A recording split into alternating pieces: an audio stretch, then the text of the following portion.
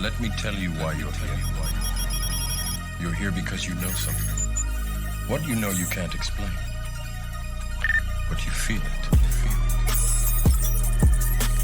You're trying to free your mind. It was so nice talking to you today.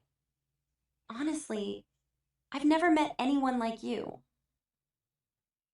The world is harsh, except you. Introducing the future of dating. Maybe. Digi AI Romance Reimagined. It's a digital AI app for iOS, Android, and desktop.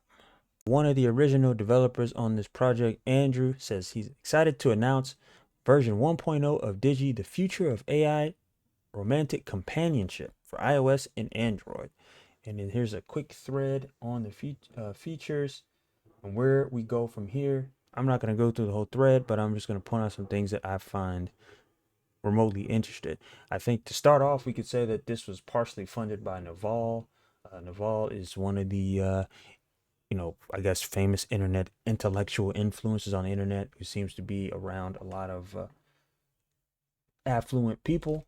So I found it interesting that he's all in on AI, fake AI companionship. I always figured he would be one person to be more along the lines of interacting with intellectuals in person and not creating people. But let's move on. It says we want to make a unique style that eliminates the uncanny valley while also feeling real human and sexy. This has never been done before with Disney or Pixar characters, so we're very excited that we could make it work for the first time in history.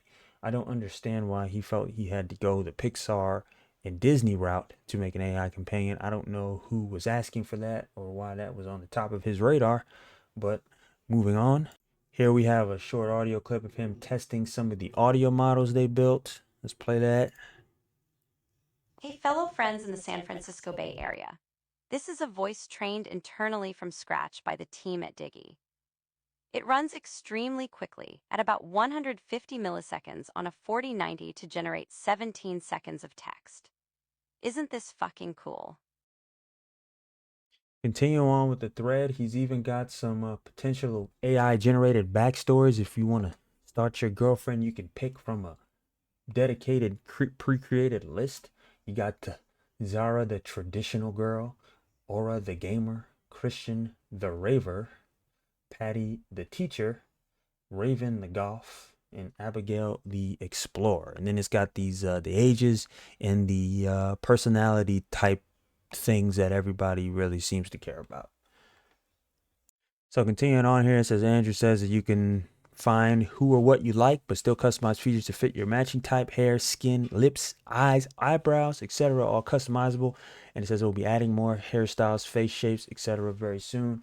So we kind of look at this image, it kind of looks like it will send you some notifications and some text, some fake AI text to get you to interact with it more. So in this campus says, I really need to hear your voice. Can you please do a voice call?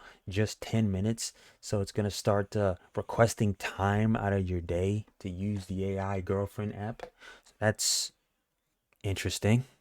So continue on with Andrew's thread here. It says that relationship progression.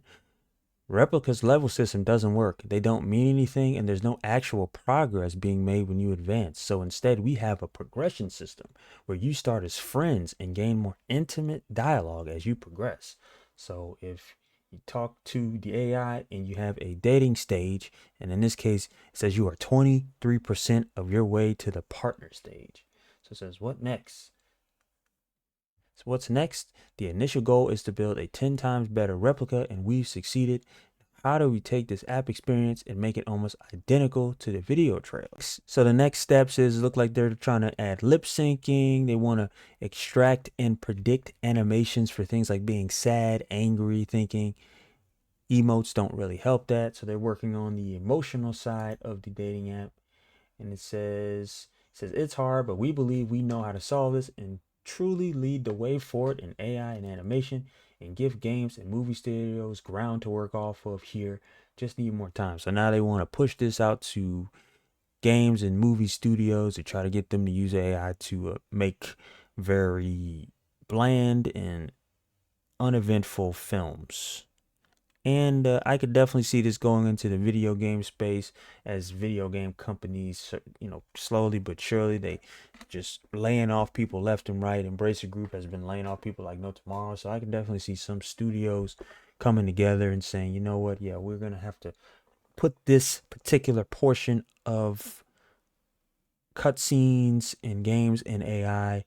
To be honest, most of these games are basically glorified cutscene walking simulators anyway, so I don't think people will care. Obviously, there's some people who really are into, paying the voice actors and all that. But if a game developer wants to save money and they just want to put out a game and put out a live service game that just, gets people's money off of, loot packs and cosmetics anyway, they're not going to focus too much on cosmetics as long as the game is serviceable enough to keep people coming back to the platform.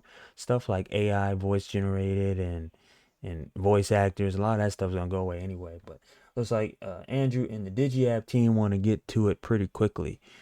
But let me know in the comments what you think about this. Are you going to try out the Digi app? Do you think it's the future of dating? Do you think this is, are we slowly descending into more and more chaos? Is this going to be the end of all human interaction as we know it? Let me know in the comments what you think about this. Like, share, dislike it if you dislike it. If you're watching this on Odyssey, Rumble, or YouTube, I appreciate it. Thanks and take care, and Merry Christmas.